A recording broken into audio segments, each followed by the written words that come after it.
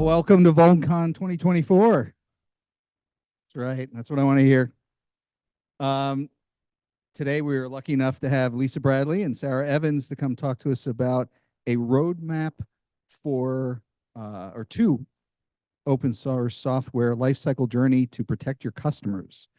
Before we get kicked off, just a couple of announcements. Reminder that session surveys are available in the conference mobile app. Cell phones, keep them off. If you got to take a call, get out. Audience members, note that the sessions are live streamed. So if you got questions, raise your hand. I'll get to you with a mic, and you'll have to speak into the mic to ask your questions. If you are virtual, go ahead and drop a message in the chat for room 6, and I'll relay your questions for you. And with that, we'll get started. So for those of you who don't know me, I'm Lisa Bradley. I'm a senior director at Dell Technologies. I got my PhD from NC State, where we're at, so go Wolfpack. I'm originally from Buffalo, went to SUNY Geneseo.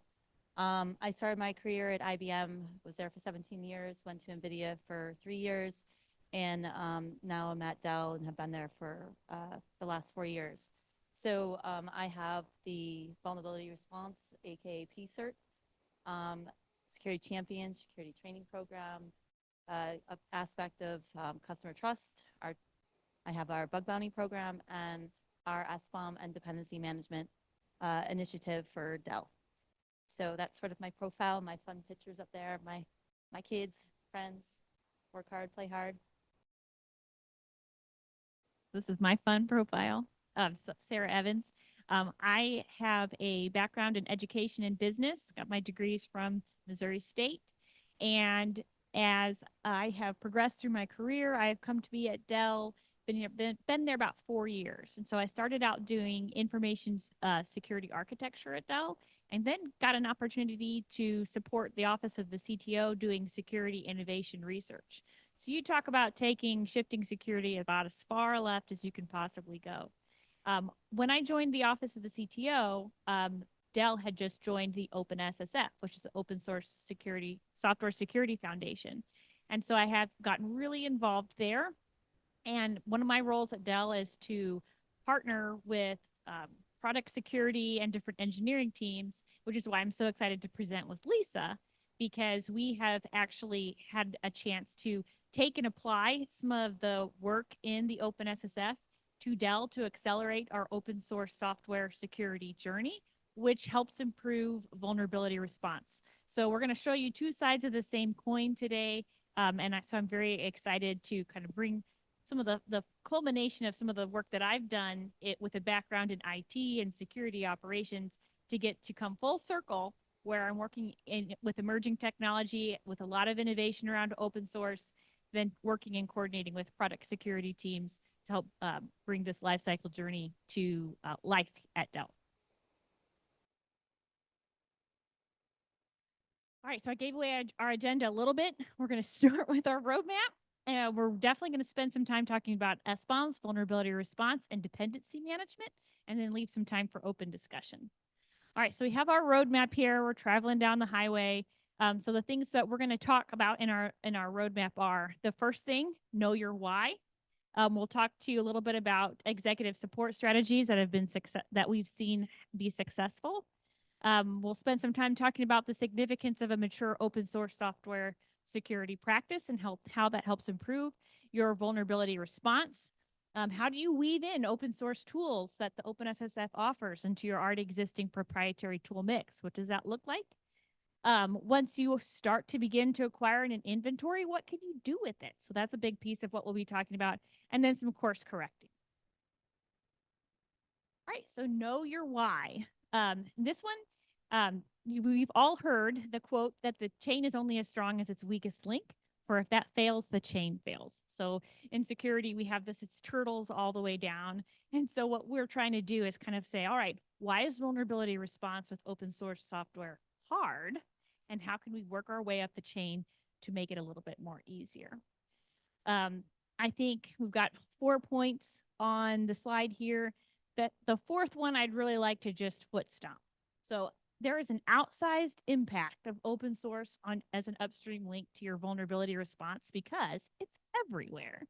98% of all code bases contain open source software, and it's vulnerable. 92% contain outdated or vulnerable code. So if you're working to improve your internal open source software security, that's going to help you understand what's in your code and help you when it comes to the vulnerability response piece. All right, talk a little bit about our executive support. I'm good. I'm good. Hopefully you can hear me. So one of the things that we noticed, especially on the product security team, was we were working with engineers, and we were going sort of across the level and not top down enough. So what we did is we really took an initiative to figure out how do we get our execs to pay attention to security, understand its importance, and make sure that we have mesh goals together. So take your security side hat and then take the business side and have joint goals. So we're very lucky that within our company, there's governance teams with the actual business that we could partner with. And then we define our product goals together. But there's a higher level that even happens above my head. And that part has been really helpful through our journey. And so we call it the PSOC, Product Security Operations Committee.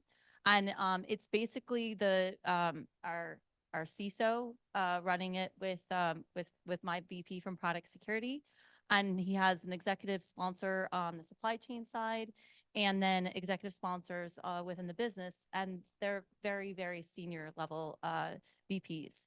And we took the time to do some education and mesh the goals. And then one other thing that we did is we sort of cheated. I call it cheating because we always want the teams to get an inventory and to do an SBOM. But what we did is we took that goal to the highest level possible in our ESG goal, meaning it's on our web page. So when we're working with the product teams and we're saying, hey, you need an SBOM, and if they're looking at us like, oh, that sounds like a lot of work, well, it's on Michael Dell's webpage now, so you need to do it. So we sort of cheated the system, but it's been working out very much in our favor. With this, you could see our ESG goals there. We've added trust in the sense of customer trust in the security space. So this has definitely been an evolution. For those of you who've been in the security business for a while, you know that it was always like trying to change culture. And now a lot has changed within the actual business. They're worried about security. Everything that what with SolarWinds also is been top of mind of a lot of our execs. So embracing that unfortunateness to come together on a higher level. So here's sort of the layout for those of you who ever want to incorporate this into your company. We have an executive of the PSOC, and then we have an operational. So basically, you know, like I was saying, my VP and my CISO and our higher ups are in that executive level, but then who's doing a lot of the work, right? It's on the more the operational level, working with the governance team within the actual business lines, and then pulling in the business units, and then overlaying the product security programs. And on the bottom here are some of the key programs that we're working on, and we're going to touch upon two of them today. So the OSAP program, Open Source Software Security Assurance Program.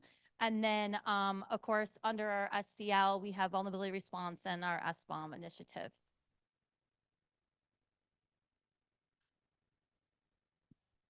Right, so this kind of speaks to the significance of having a mature open source software practice. And we were talking about those numbers of how impactful open source software is in your code base that you're building on. So it has an outsized impact.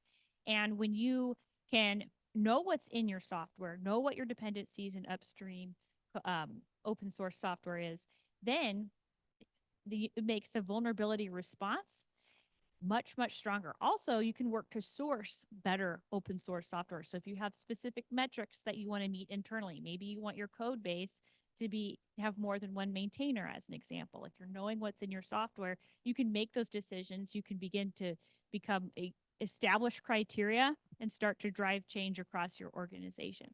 Also, you can focus on the life cycle of open source. Is it new? Is it maturing? Is it end of life? How would you know it's end of life? How do you track that in your systems? So as you know, everyone's got to start from where they are today, but these are really good. Draw a line in the sand and start to grow and mature what you know about your open source software to help improve the maturity.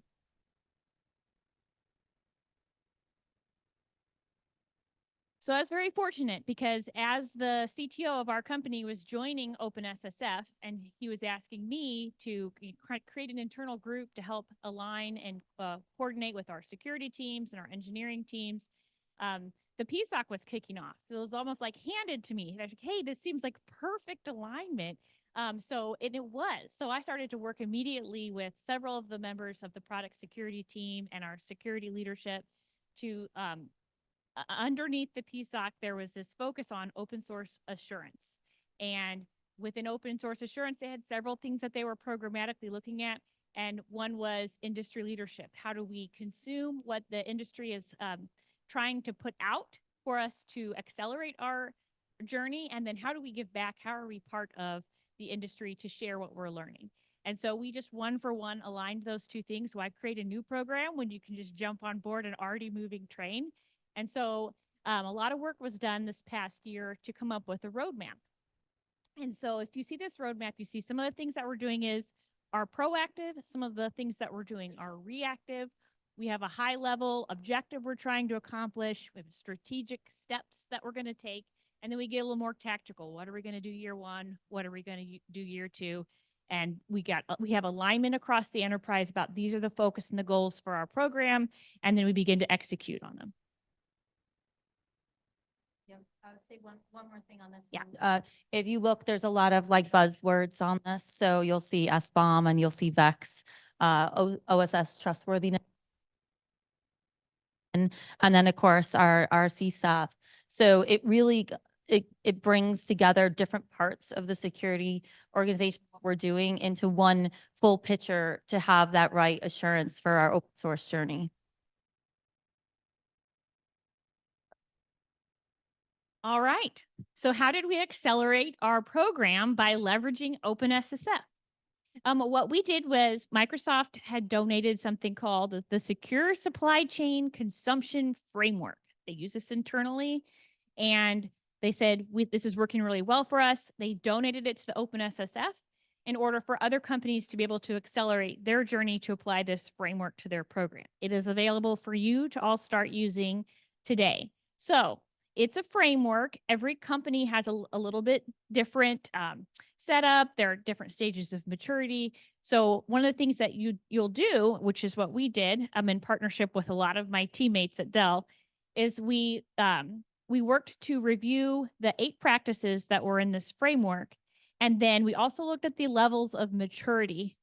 And what we did was we found that there were places where we already had a program in place that did one of those 8 practices, but maybe we found a gap. We also looked at these different levels of maturity, and we found that there were times where we didn't really want to think of ourselves in levels so much as more of how do we want to accomplish different parts of this framework in programs that we're already doing. So we had to do a lot of internal evaluation, lots of conversation. But what we ended up doing was taking and applying these practices and the levels of maturity and putting them into our framework on the previous slide.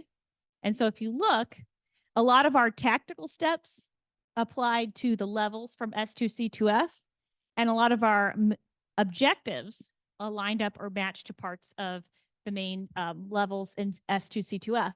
And we were able to build in the strategic steps in the middle for ourselves. And this took a lot of conversation, but we had a starting place and we had an industry standard that we were sharing and working with. So we didn't have to start from scratch. So we were able to accelerate the development of a roadmap, leveraging this tool from OpenSSF on consuming safely and securely consuming open source.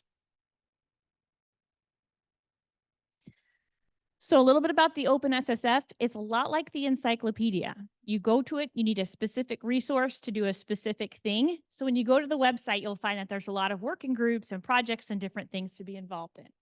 So this is a CI/CD view of what's available today through working groups, special interest groups in OpenSSF. And where you see the mouse pointer is where we focused with our example of S2C2F. So we're a consumer of open source, so we wanted to leverage that consumption framework. For those of you who are creating open source, or you are working with like a repo, there's different areas up and down this CI/CD where you may pull tools or contribute back to tools for OpenSSF. But this is kind of where we were focusing as consumers of open source within the end users working group and S2C2F. Another tool that we have started to explore is Scorecard to start to get some criteria off of our open source software. So just wanted to make sure that if you didn't know about OpenSSF already, it's out there and there's a lot of really good content for you to kind of begin to pull from to accelerate your journey. Okay. So this slide just kind of recaps some of my thoughts here. How can you use it to improve your security? Companies of all sizes can use OpenSSF. The tools are available across the industry. So isn't it great that we can improve open source software security with open source tools? And then the tooling that you need to support your journey. A lot of us already have proprietary tools. When I was talking to Lisa when we were preparing for this talk, she said, well, we can't wait for every tool to be perfect before we start using it. We have to jump in and start using what we have.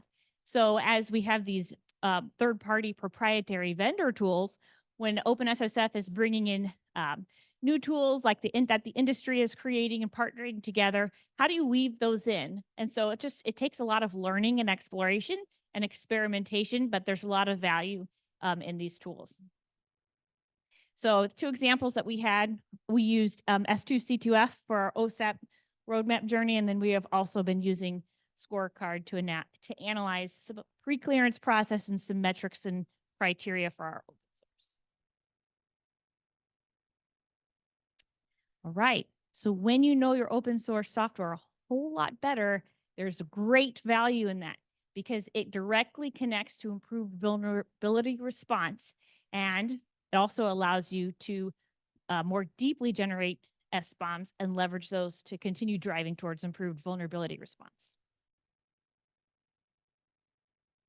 Okay, so this has been the journey that Dell's been on. So in the beginning, we were really just on the state of like, let's know our open source. What are we using? And licensing. I mean, I think we all started at licensing. Most of the tools out there started with licensing and then realized there was a big market for money for vulnerability response. When we started to go and mature on our next level, we thought about dependency management, right? Know our internal dependencies, our open source, and our commercial, our supplier ones, and then create SBOMs. But where we are now is this whole new vision of an evolution of being this like authoritative source of having all this inventory. So if you know your inventory, all the different things that you could put into it. So focusing, I don't know if your companies have a third-party risk management group, but tying in with that, tying in with procurement, tying in with the OSS AP program, that the trustworthiness of our suppliers, trustworthiness of our open source, you really can put and paint this great picture. And then you could overlay a lot of vulnerability information, and you could also then know about the vulnerabilities within everything that you're consuming. So we've heard SBOM plenty of times today. For us, it's just like, it's one of the links in the supply chain to help improve. Main focus for me for an SBOM is vulnerability response. I want to know the vulnerabilities in what I'm consuming, 100%, hands down. Yes, do we want to give it to our customers? Yeah, but it's really secondary. You know your inventory and know what to do with your inventory. So the other things is we're going to start receiving SBOMs from the suppliers that we use. How are we going to know how to utilize that? Things like that. So there's a lot of journey here, and I don't want to go too deep in it, but SBOM definitely. For those of you who've ever heard me talk on SBOMs before, I have a love-hate relationship with them. I love SBOMs because in the executive order, because we didn't have to try to convince teams to pull that inventory together in a readable way, right? It really helped move the moment. We always said in SCL practices, make sure you know your inventory, make sure you're monitoring inventory, but this really stepped up our game. What I don't like about SBOMs is that there are things and misleadings for it. And so this is where my love-hate relationship comes with it. So in my hate, this is my hate part, you know, it really increases the likelihood of exploitability. Yes, you know, for us in Dell, we actually do in our security advisories, we include third-party component updates and things like that. So we are quite transparent, but a lot of companies actually don't do that broadly yet. So if you're giving SBOMs out, it might increase the likelihood. It omits how the component is actually integrated into the product, right? It gives a false sense of supplier security. And for some companies, if you're focusing so much on getting that SBOM out the door, you may not be putting priority on other security things that you should be doing that would be better for the maturity level that you're at with your company and what you should be focusing on. So my love-hate relationship, Alan knows me really well. We have this discussion all the time. But really the real benefit of SBOM is what you do with it yourself. And this is when I get really excited and I'm getting my soapbox of all these things. But there is a whole big story that needs to happen in your maturity model with it. So, you know, you want to make sure that you're managing the risks. You want to understand, you know, the risks that are coming in from your suppliers, you know, the risks that are coming in from your open source, all of that SBOM could help with. You want to be able to trigger those notifications to the product teams. So if those of you who have like SEA tools or utilize Black Duck or things like that, I don't know about you, but a lot of the times the product teams aren't going to look back into it, right? So how do you programmatically push that information to them, generate tickets in your ticketing system that you already have? When we think about the transparency part with our customers, you know, how are you going to be transparent? Like I said, we disclose third-party vulnerability updates from our vendors, from our open source within it, wanting to have that information, APIs for our security advisories. We want to have an update cadence. So, and this is why update cadence is so important, because if I give my customer an SBOM, the first question when an OpenSSL vulnerability comes out is, when are you going to fix this? When are you going to fix this? That was me and Alan's fun part. And I bothered him and followed him around one day. And I just kept on his shoulder and said, are you vulnerable? Am I vulnerable? Like, when are you going to fix this? But that update cadence is really important, because if customers know when you're going to get the next security update, they'll say, oh, wait, yeah, that new vulnerability that I know you now have because I have your SBOM, they're going to be able to say, oh, I know your next update is coming on this day and I'm going to get it. And then also tying in that of when your end of security support is. So we touched upon that a little bit. You need to know when the open source is no longer supported. Log4j taught us a lot of good lessons with that. You know, that was when you sort of realize, wow, I didn't realize some of these products were using 1.x. You know, but knowing your open source, knowing your vendors, when they're end of security support, and then having your own. And then the last part we tack on, and this is, like I said, this is a whole ecosystem of things that need to happen with your SBOM journey. You know, you always want to adhere to your SCL practices.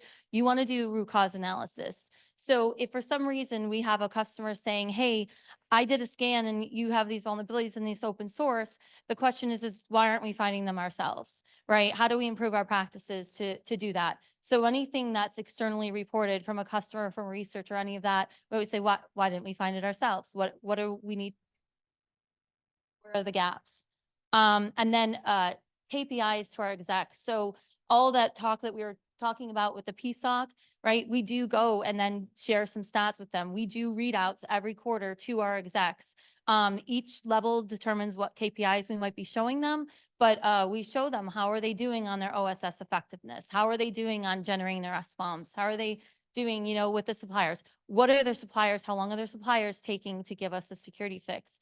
So all of that it has been part of it. And then, of course, with the SBOM, the last bullet here is just figuring out the controls around it. How are you going to release it? To whom are you going to release it? Big journey that we've been having here. So do you want to do this one? This one just kind of walks you through the process to get value between your open source and your vulnerability response. So this is kind of an internal path that a lot of the team at Dell have been working on. And so I tried to capture it for those that are going to take this information back and try and improve and mature their open source software for better vulnerability response and inventories, dependencies. It's a little bit of an eye chart to go through each one, but it kind of follows the workflow that we've used that you can use as a starting point to replicate in your environment. Yeah, and I think some of these like they already exist, right? Having an internal, external PSIRT policy, we already had it, but if you're still starting on your journey, this is like where it sort of fits in while you're doing this. So this is where I get really excited. Walk over here. So so when we put the whole picture together of dependency management, so the idea is to maintain our accurate, verified, and trusted, right, inventory. And then, oh, and the little thing covers our thing, but basically an aggregator of all the information. And when you aggregate all the information, you could generate your SBOM. You could do vulnerability response. You could do impact assessment. You could get that 360 view of trustworthiness. So we come in and let's just think about procurement on it, right? We work with a new vendor. We sign that contract. Third-party risk management is overseeing a little bit and making sure that that trustworthiness, that scorecard that you get from that supplier, right? That you know what's going on, you know their risks with their security practices. So procurement signs that. We all know we now have a new vendor. If we fed that into the same system that is carrying all our inventory, then we could validate that our SBOM from that new product, right, has that vendor. There's that trusting and that verification. In the build pipeline, we have our SDL assessments that are always being done, and then we have vulnerability management pre-release, right? Shift left, shift left, shift left, making sure they're knowing about those vulnerabilities. We feed that information into our inventory. We overlay it with our product inventory. We overlay it with our release inventory. And then we get to go and we get to do a lot of things. So the first part, and I put my little supplier SBOMs in there because eventually we want to be able to feed them in to know about our impact assessment over our portfolio of dependencies, including what our suppliers are vulnerable to. Output of after we have and know about a vulnerability, we're going to do our security updates and then have VEX to communicate about that because, you know, that are you affected type of thing. VEX is where it really comes and helps with that. Also, when we think about our customer-facing SBOM, and notice I say customer-facing SBOM because the SBOM that we get from our build team with the build pipeline is not necessarily what we want to put in our customers' hands. It may have a lot of data in there and licensing data and things like that we're not comfortable with sharing at this point. You then take, of course, our licensing compliance along with it, attestation. And so attestation about the dependency controls is really where we tie in our SDL. So here, we're going to have a team go through an SDL assessment. They're going to say, hey, yes, I did this, I did this, I did this. Like it's a checklist. But now we're going to be able to attest against that control, where before we really couldn't do that.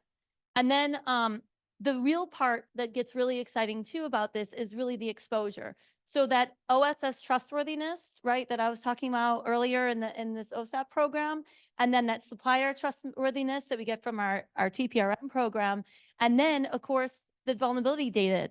So within your tracking system, you should be able to know which issues came in that we didn't know about. You should be able to know how long your suppliers took to get a fix for you because you could mark, hey, this is when I told them, this is when I got the fix.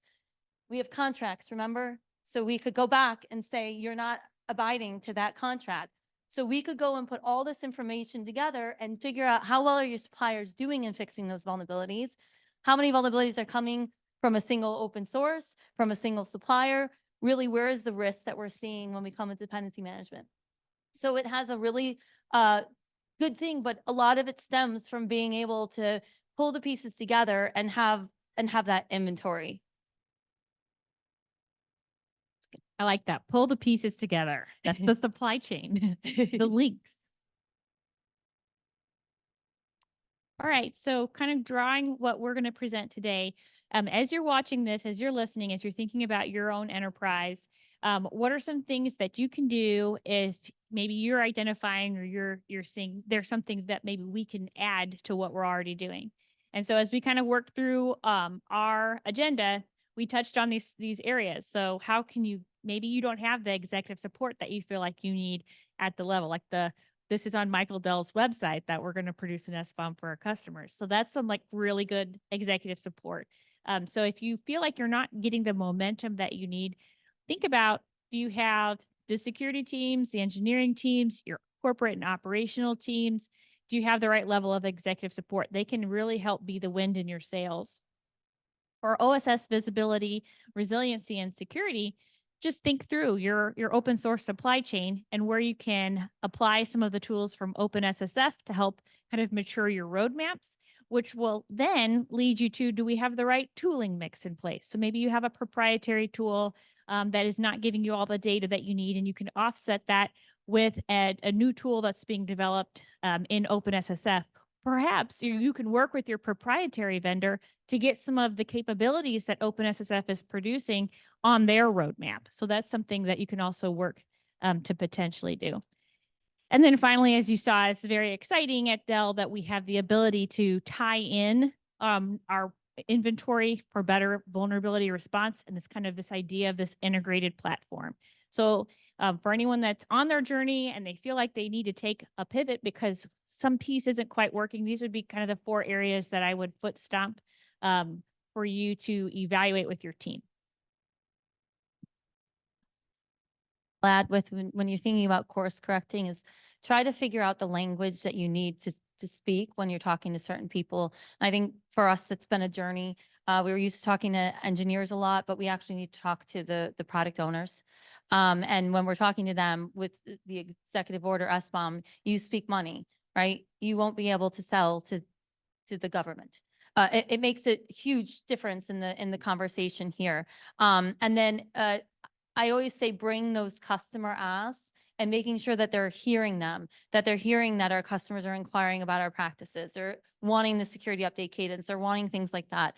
That I feel like sometimes along our journey in Dell, we were protecting the product teams a little bit too much, that they weren't hearing this information and customer pressure.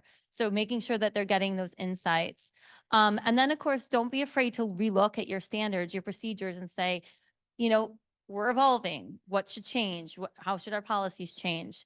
So I would say in that. And then I think lastly, the other part is like, think about your life cycle, journey with what you're using. I think a lot of us, we get so excited that we finally sign with this vendor and all that. And then, we're thinking, okay, yeah, we're going to have this support for this many years. And then we realize that the vendor we signed doesn't have that same support life cycle. So sometimes you have to go back, renegotiate, things like that. So those are the key things, I think. So that's been our journey at Dell. So it's been very exciting. I mean, obviously there are so many more people than just Lisa and I involved in this process, but having someone who's worked in internal security, now kind of that CTO voice, working with product security and different engineering teams, it's been really refreshing to see everybody kind of leaning in and coming together to help improve our product security for our customers. All right, so that brings us to the discussion or question and answer part of our presentation, if there are any questions today.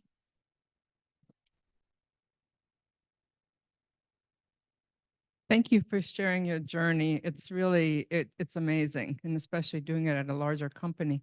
I have a question. A lot of cybersecurity companies have exemptions, and one of them is if you're using outdated software or hardware. Were you able to use that information also as a way to help with the executives get on board? So I mentioned Log4j. We used a lot of the stats for J meeting. Information such as who is using older versions, information such as who is only fixing the latest version and not all supported versions. So having that example and having the full data, which was hard to get, sometimes was really important. I think you probably hear people complain. Some of the issues that we have is the naming convention of our open source, naming convention of our suppliers, and then of course, end of life and knowing the end of life. You can go, for example, on OpenSSL on the web page and look for that, but you can't programmatically pull that.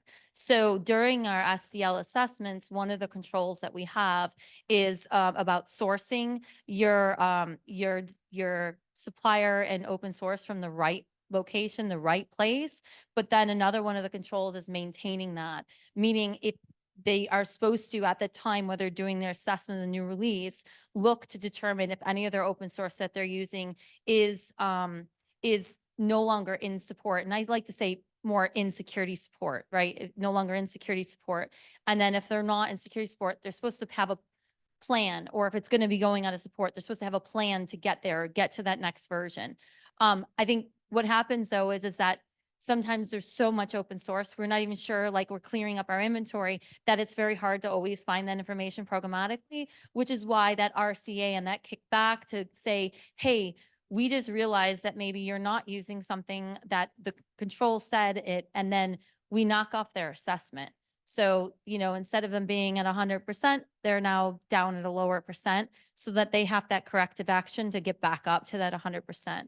I think if we had a better naming convention and we had the better end of life out there, which I know, I think Omar started a work group to try to work towards that. I see Krob's nodding his head.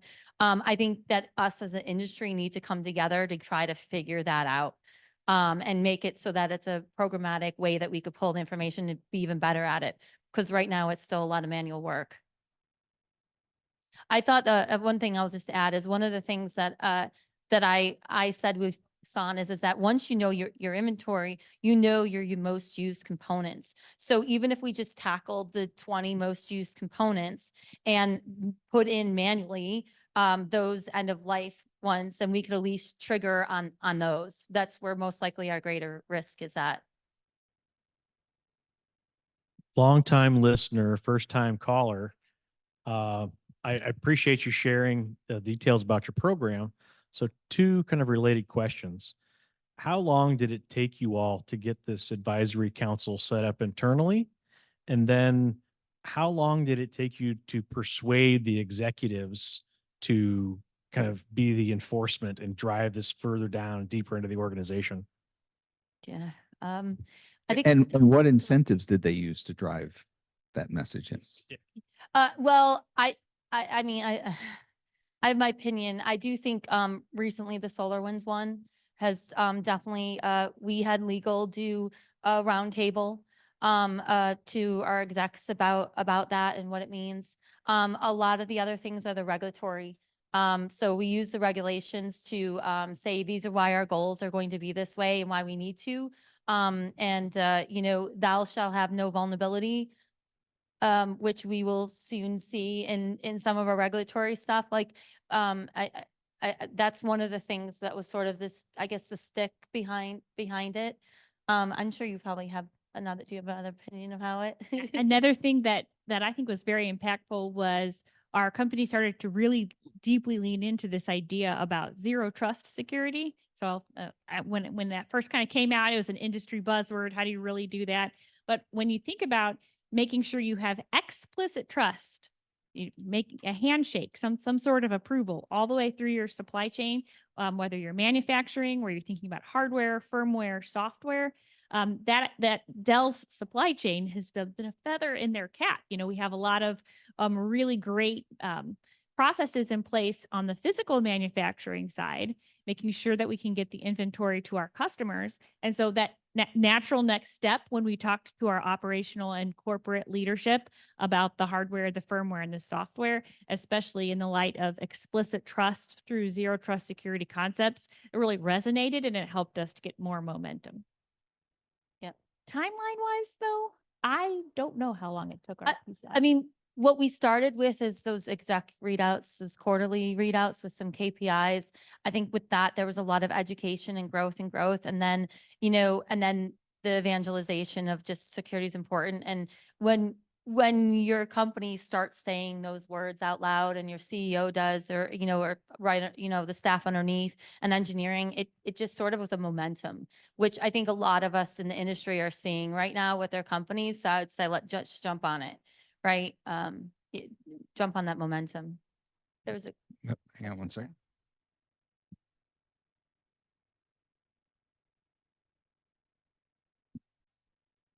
So with open source software, what efforts are in place to provide or generate mitigations for for open source software where the creator cannot provide one?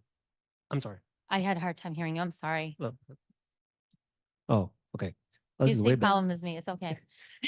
So with open source software, what efforts are in place to provide or create SBOMs for open source software where the creator cannot provide one? Mm. So I think the question was, how are we getting SBOMs from our open source software? Or- Yes, but Okay. specifically from where there isn't one for that software. Right. If there's not an SBOM for our open source software, we will use a scanning tool when we bring it in to get as much information as we can. And that's actually a dialogue we've been having a lot within the OpenSSF is if the developer takes the time to create an SBOM, will anybody use it? Are they being asked for? So it's a little bit of a chicken and egg problem. So right now, we at Dell, we are producing an SBOM for our customers, but we're really not mandated to for every piece of software that we have, including open source, to have an SBOM for it.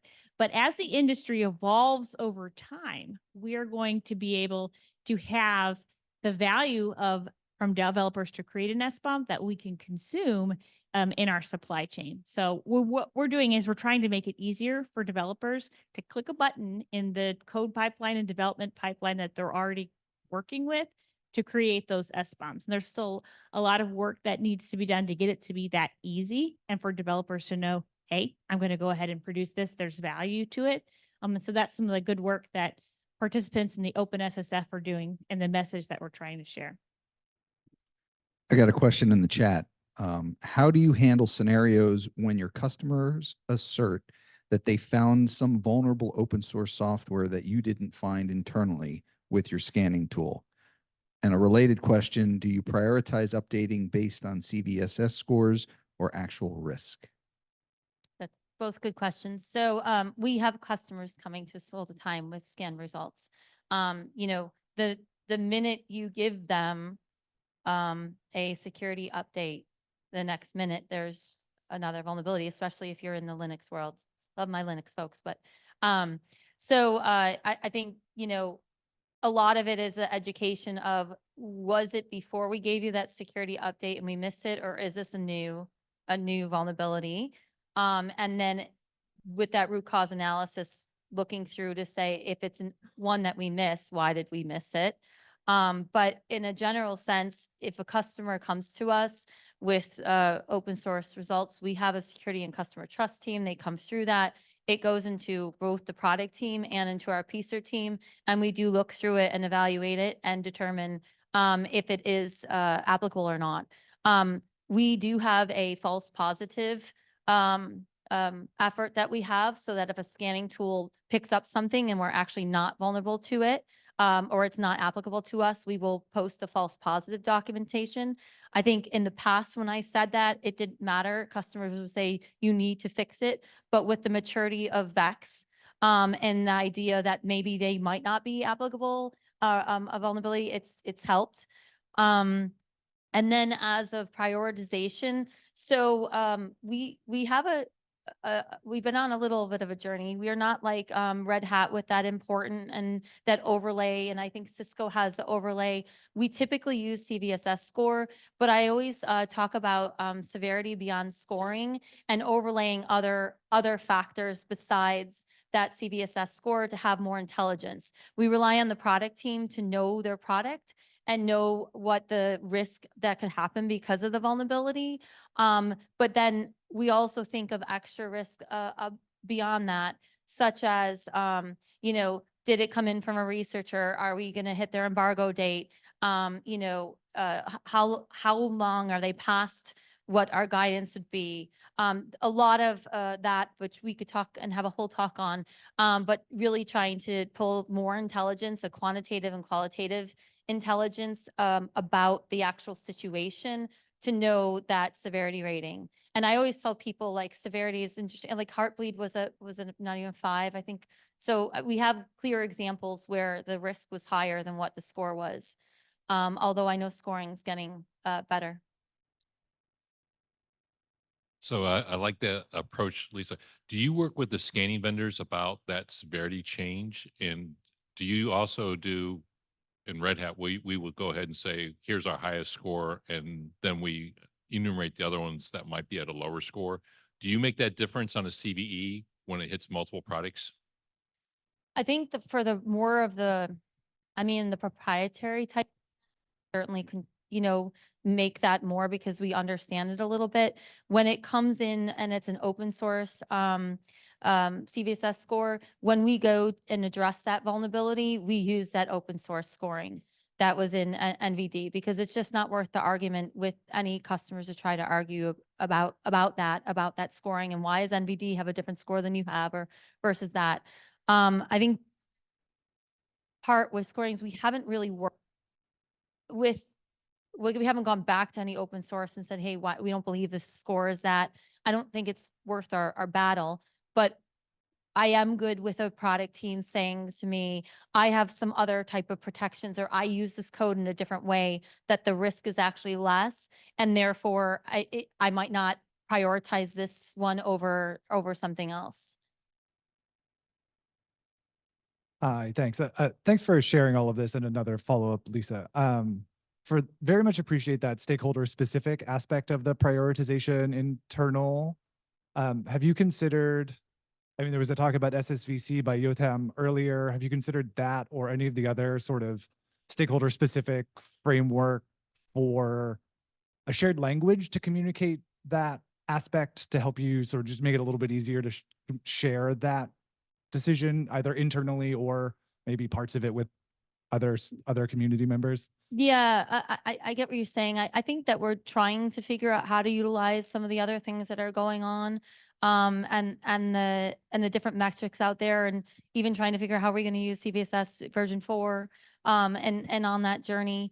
I think right now, the way that our model is in Dell, is that we have a hybrid model. So I have PSIRT engineers on my team, and then we have champions in the team. So those PSIRT engineers are the SMEs within it that work with the champions, who are the SMEs of their product. So a lot of it is, is just through that interaction and the conversation, and more on that level, and not necessarily utilizing a lot of the frameworks. But we do pull in like the information from CISA and the KEV, and some of those main things. And of course, the media. We utilize the media a lot, unfortunately. But that's because we have to figure out how our customers are going to react. So that's the sort of thing that the severity could actually be low, but the media outreach could be a lot. I think it's a bunch of a balance, and it's this journey that we need to continue to go on and to utilize and figure out how we're going to utilize the tools. But we're definitely have people focused in on those different work groups to understand more and how we're going to apply it. I would say one of the things that I talked about is really watching like the maturity model and where you're at and where you're going to spend a lot of your time and your energy, and what should be your focus. Like for me, I want to make sure that we know about all of our inventory and know about the vulnerabilities in it. The ladder of the playing with the scores and severity and things like that is like that the next level. And so when we're all, paying attention to budgetary restraints and things like that, it's like, what are you going to focus on? And is it worth that argument, especially when a customer will go to NVD and see that score? So. I think we have time for one more question. Anybody? Bueller?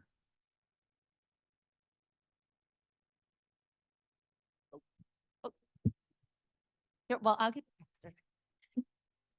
I beat you. This is actually a quick question. My name is Katie Kreiner from IBM. Yeah, this is actually a quick question. You mentioned you publish false positive documentation. Do you publish that publicly to your clients? Can you tell us more about that? Yeah, so it is public.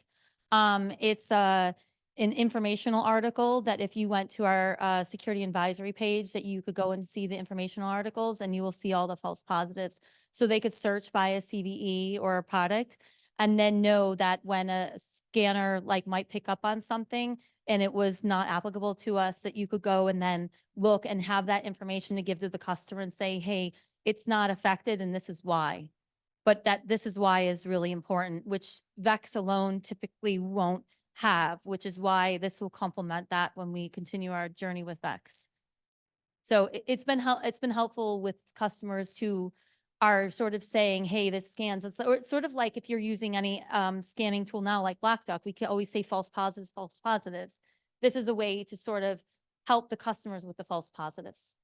Okay, and that reason for why is basically coupled with your PSIRT and your product SMEs. They come back and say, this is the Yep. why, and that goes out. Yep, yep. Let's say we're not using that library in an open source. It's a perfect example. It's gonna, they're gonna, if they have my SBOM, they're gonna say, oh, you're vulnerable. And we're gonna say, no, we actually don't use that library that has the vulnerability in it. And then that article will help educate them on that. And then, It is. You're encouraged to put that. Yes, encouraged. Love All hate right, facts folks. too, if you didn't pick up on that. Well, big thank you to Lisa and Sarah for their presentation.